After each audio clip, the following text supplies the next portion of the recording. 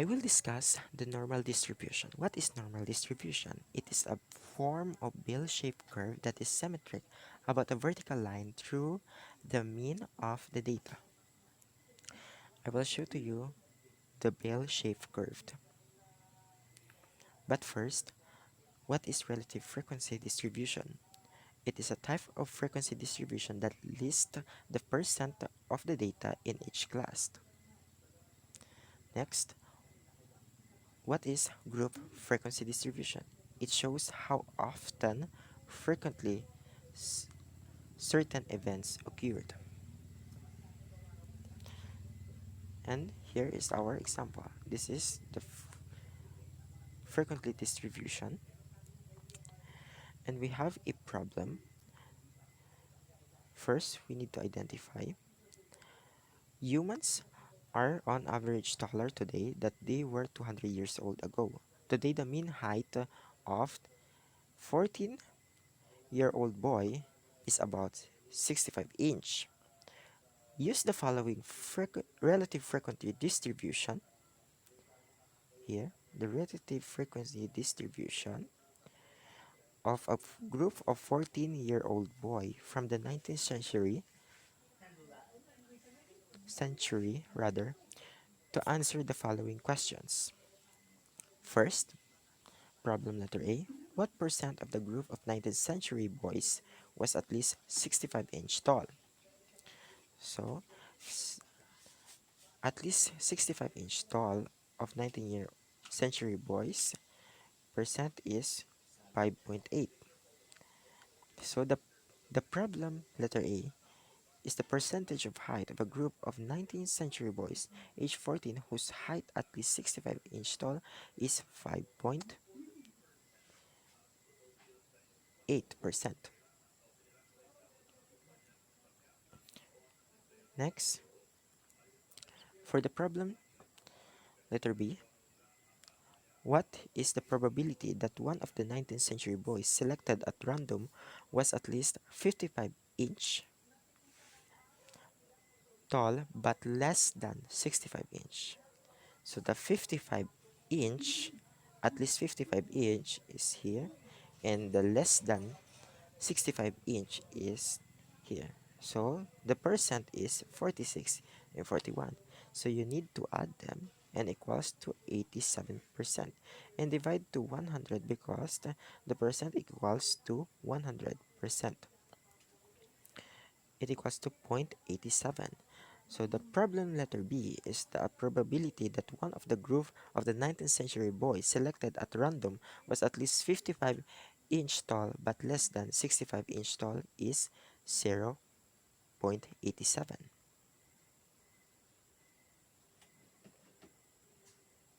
Next, let's proceed to the normal distribution and the empirical rule.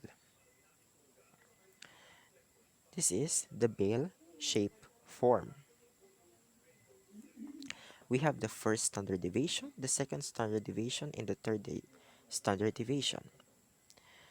For the first standard deviation, there is 68% of data. For the second standard deviation, there are 95% of data. And for the third standard deviation, there are 99.7% of the data. So, how to find this percentage? First, for 68% of the data, you need to divide into 2. So 68 divided 2 is 34 and put 34% on both sides. For 95%, you need to subtract 95 and 68 and then divide 2. So there are 13.5 and also 13.5 in the other side.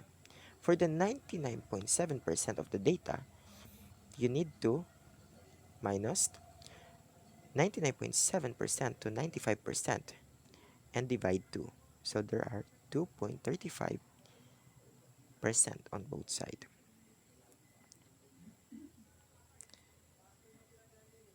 Now let's have a problem. A baseball franchise find that the attendance at least home games is normally distributed with a mean of 16,000 and a standard deviation of 4,000. So our mean is 16,000 and our standard deviation is 4,000. So the problem letter A, first, let's solve the problem letter A. What percent of home games have an attendance between 12,000 to 20,000 people?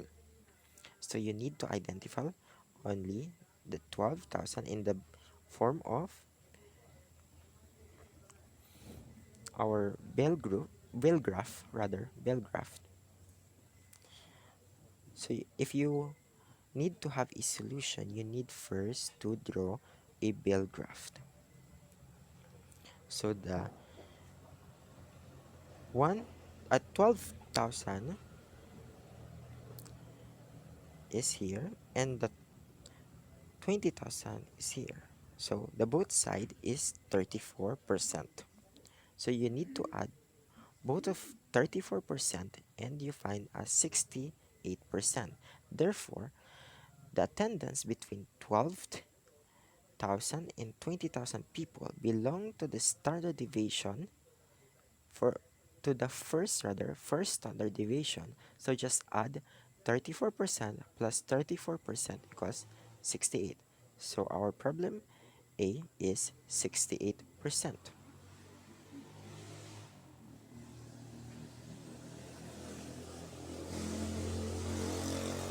For our problem B,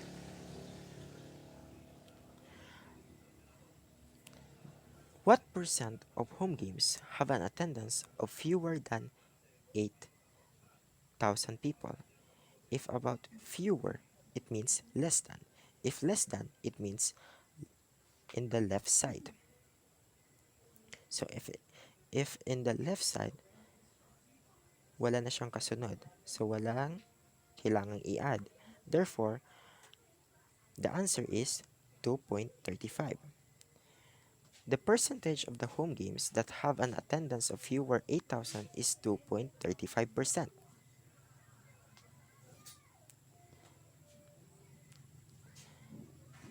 This is another example of problem. A survey of 1,000 women ages 20 to 30 found out their height were normally distributed with a mean of 65 inch and a standard deviation of 2.5 inch.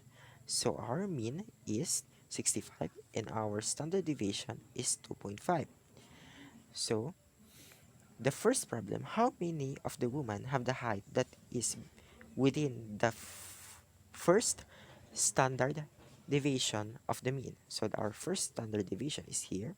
So the range is here, 34% and 34% on both sides. So if you add both of them, it equals to 68%. And you need to times, or you need to multiply, rather, you need to multiply the 68% to 1,000 because there are 1,000 women ages 20 to 30. So it equals to 680. So our problem number 1 will equals to, or problem letter A, it equals to 680. Next, for the problem letter letter B rather, how many of the women have a height that is between 60 inch and 70 inch? So the 60 inch is here and the 70 inch is here. So to identify, you need to add all from 60 inch percent 13.5 to 70 inch. Therefore, you need to add 3.5 plus 34% plus 34% plus 13.5 equals to 95%.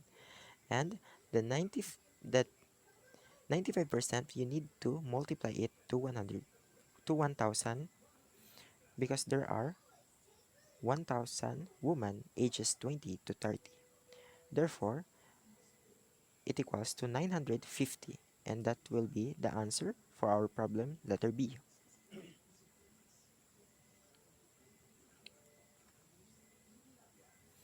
Next, standard normal distribution. For standard normal distribution, there are tables and calculators are often used to determine the area under a portion of the standard normal curve.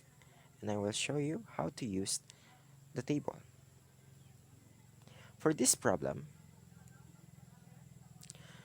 the cholesterol levels of a group of young women at a university are normally distributed with a mean of 185 and the standard deviation of 39. What percent of the young women have a cholesterol level? So the problem letter A is the greater than 219. So our mean will be the 185 and our standard deviation will be 39. So what will be the 219 or the greater than 219? So this is the formula. To identify, first you need to draw the bell graph. This is, and to identify, there is the Z 219, or it belongs to, first we need to identify, or we need to have a calculation rather.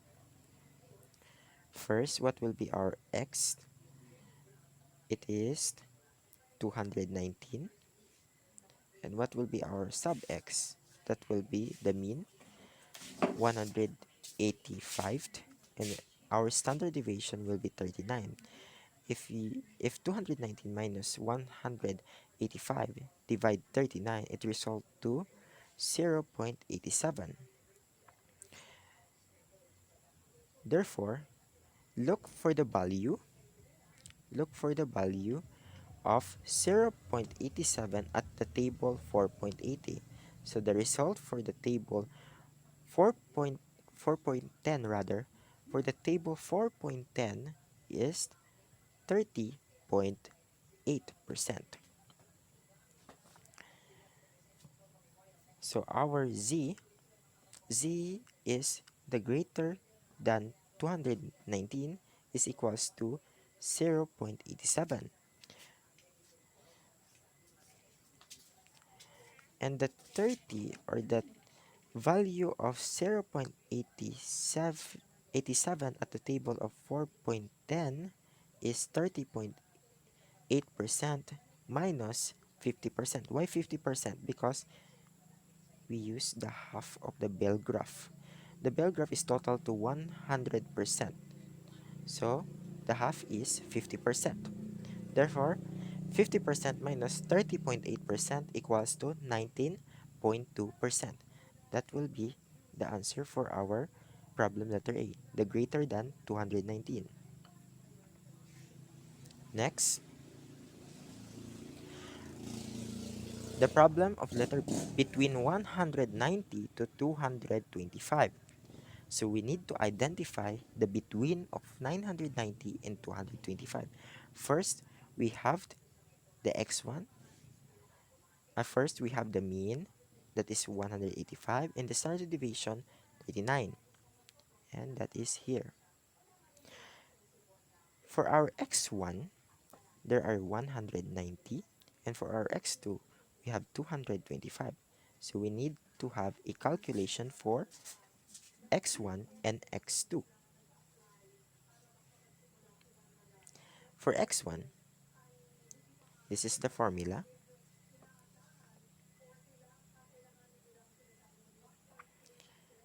For our x1, there are 190, and for our sub x, there are 185. And our standard deviation is 39.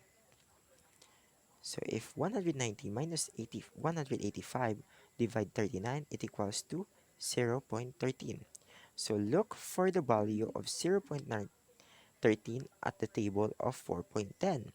So it equals to, the table equals to 0.052 or 5.2%. For our x2, there are 225 for our x2, that is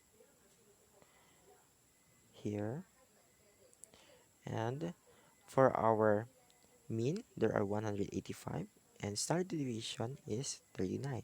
So 225 minus 185 divide 39, it equals to 1.3. Look for the value of 1.3 at the table of 4.10. Therefore, the table equals to 0.348 or 34.8. So you need to subtract the total percent of x1 and x2, that is 4.2% minus 34.8% equals 29.6%. That is the total percent on between 190 to 225. Next problem, same process but in less than side or in the left side. The breaking point of the particular type of the roof of normally distributed with a mean of 350 and the standard deviation of 24. What is the probability that a piece of this roof chosen at random will have a breaking point of, first problem letter A, less than 320, and the first problem letter A muna tayo. There are our mean 350 and our standard deviation 24. So find the 320. This is 320. So you need to have the calculation. Our mean is 300. Our x rather. Our x is our problem. The less than 320. And our mean is 350. Divide the standard deviation 24. So it equals to 1.25. So our z is equals to 1.25.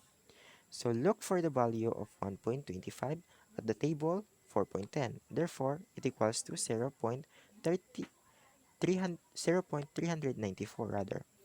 So you need to minus it to 50%, the half of 100%, as I explained. It equals to 10.6% or equals to 0.106. And that is our problem letter A.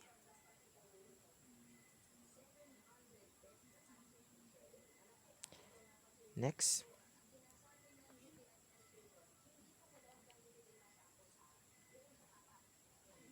this is for the between 340 to 370. Therefore, this is our mean, this is our standard deviation, and first, like I explained for the problem number 1, we need to have a solving for x1 and solving for x2. So for the our x1, we need to subtract 340 to 350 as our mean and divide 24 equals to 0.42 and look for the table at 4.10 and then it equals to 0.163. And for our x2, 370 will be here, and for our mean minus 350 divide 24 our standard deviation, it equals to 0.83 If you find the table for 4.10, it equals to 0.297, and you need to add both of them. This is for the calculation for our standard normal distribution, and it equals the problem letter B to 0.46.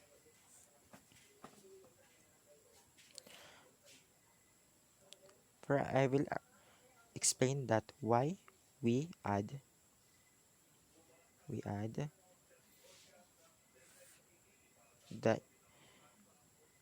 the equal of the table from 4.10, because it is different from the problem number 1. Because the problem number 1, let's back for the explanation for better understanding. For the problem number 1, for our problem number 1, we find the percent. And for our problem number 2, we find the equal of from the table as our result for our calculation. That is the difference of the two problems. And that's all for our normal distribution.